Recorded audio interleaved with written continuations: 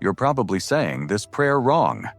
Not because of how you say it, because of what you don't do inside yourself while you say it.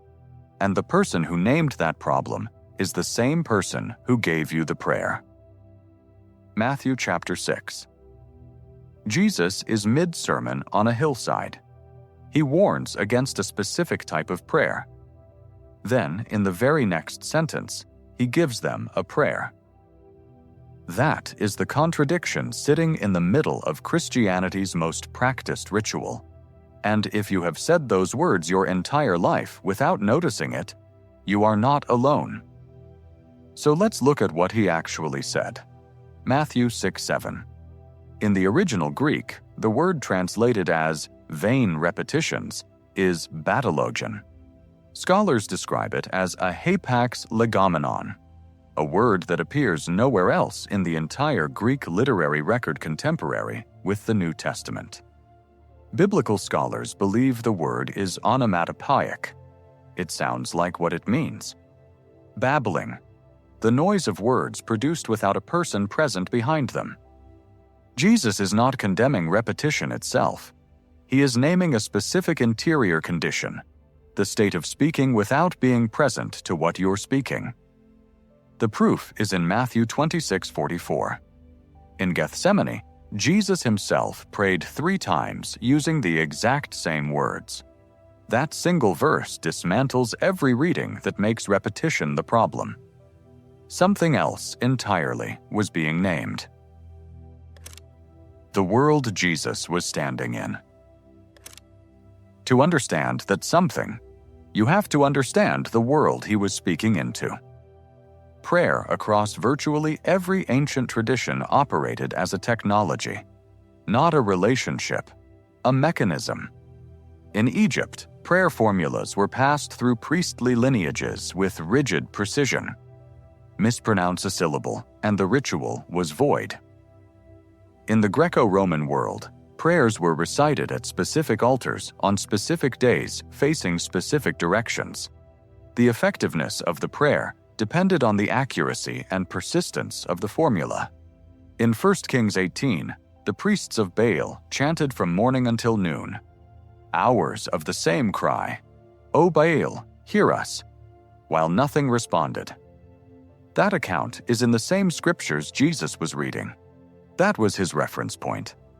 Then he says something most readers pass over entirely. "Your Father knows what you need before you ask him."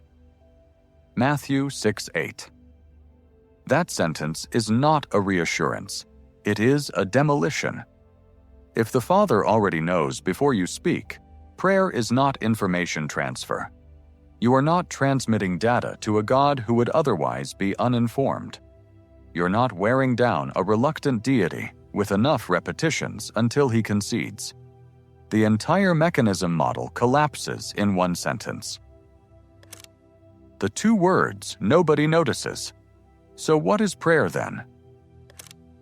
And here is where almost no one catches how Jesus answers. He does not say, "Repeat this prayer." He says, "Pray like this." Matthew 6:9. Those 2 instructions point in completely different directions. The difference is one Greek word. The word Jesus uses is houtOs. It means, in this manner, after this fashion, by this method. Biblical scholars identify it as the word a teacher uses when demonstrating a technique, not prescribing a text. There is a different Greek word meaning, use these exact words. Jesus did not use it. What he demonstrates is a map. 6 lines, 6 movements of inner orientation toward the sacred. Our Father. Before any request, you locate yourself in relationship, not transaction. Hallowed be thy name. You acknowledge something greater than your need exists before your need arrives. Thy will be done. This is the most demanding movement. You release the outcome before naming your request, not passive. An active interior act most people skip entirely. Only after orientation, reverence, and surrender does the prayer move toward daily bread, forgiveness, deliverance. The structure is the teaching. The words are the vessel. What was always meant to live inside the vessel was a person who showed up fully present, with nothing to perform. An unexpected discovery in 1954. In 1954, a neuroscientist named Dr. John C. Lilly was working at the National Institutes of Health in Bethesda, Maryland. He built a chamber, light-proof, soundproof, filled with salt water at exact body temperature, so the subject felt no physical boundary between body and water. The dominant scientific assumption, the brain, cut off from all external sensory input, would simply go offline, fall unconscious. Lilly documented the opposite. The brain did not go silent. It activated differently.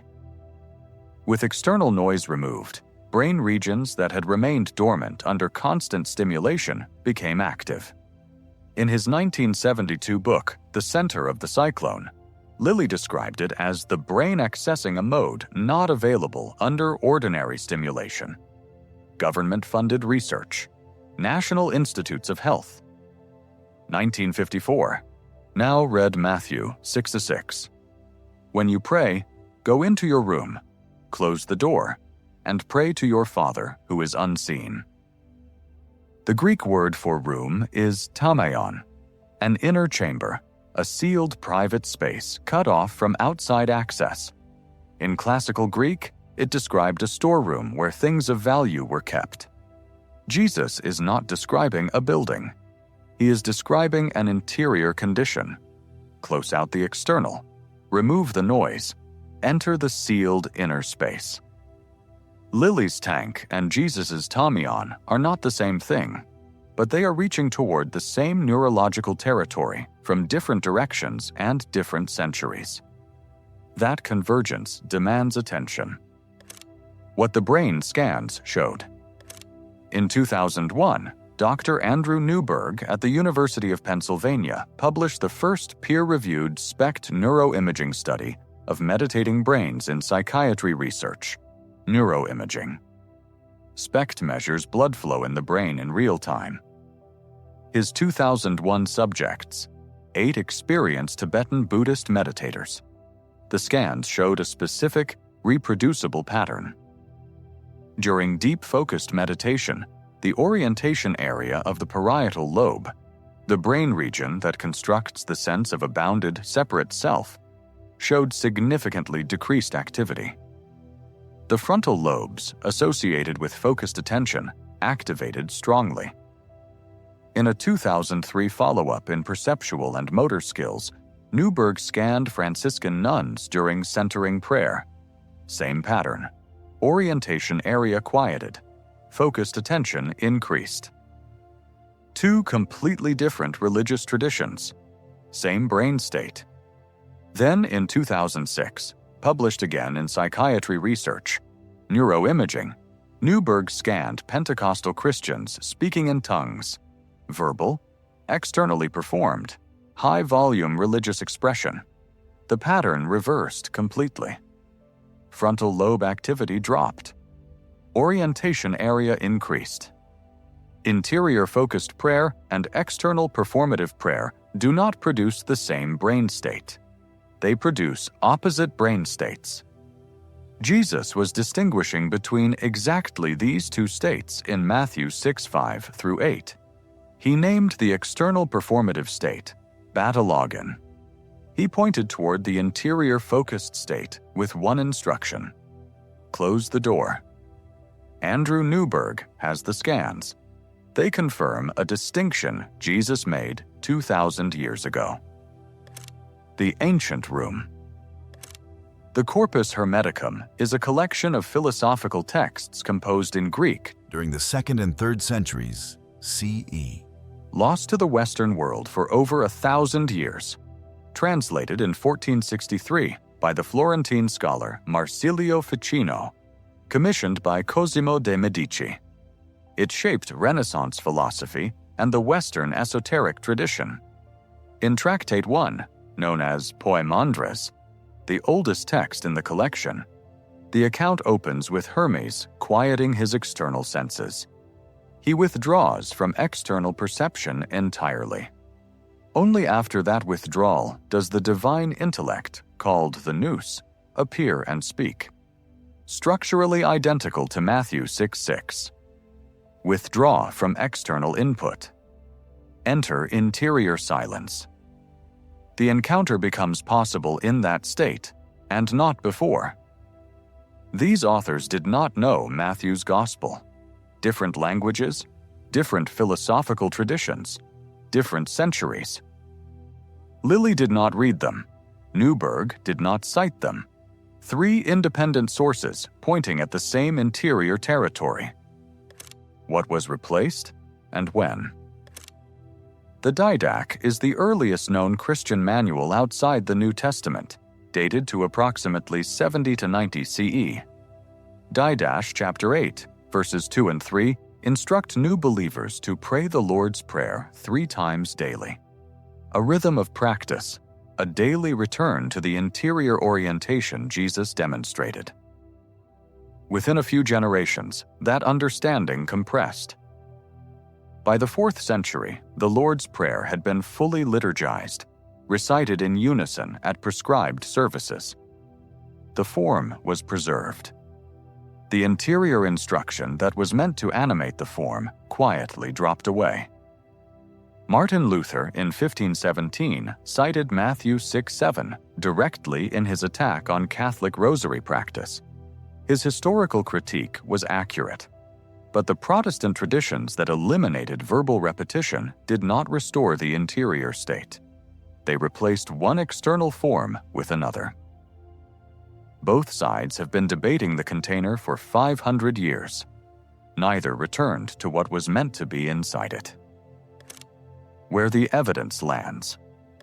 Jesus named 2 states, one external, performative, word quantity driven, one interior, present, fully oriented.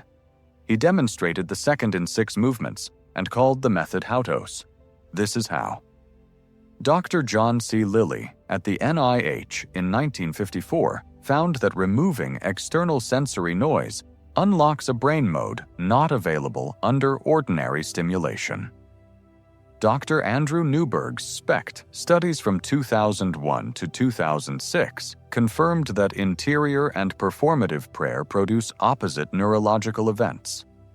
The corpus hermeticum, 2nd century CE, maps the same interior withdrawal as the precondition for contact with the divine mind. None of these sources coordinated. They converged. What Jesus was describing is not a rule. It is a documented human capacity, one that has been embedded inside the most repeated prayer in history for 2,000 years.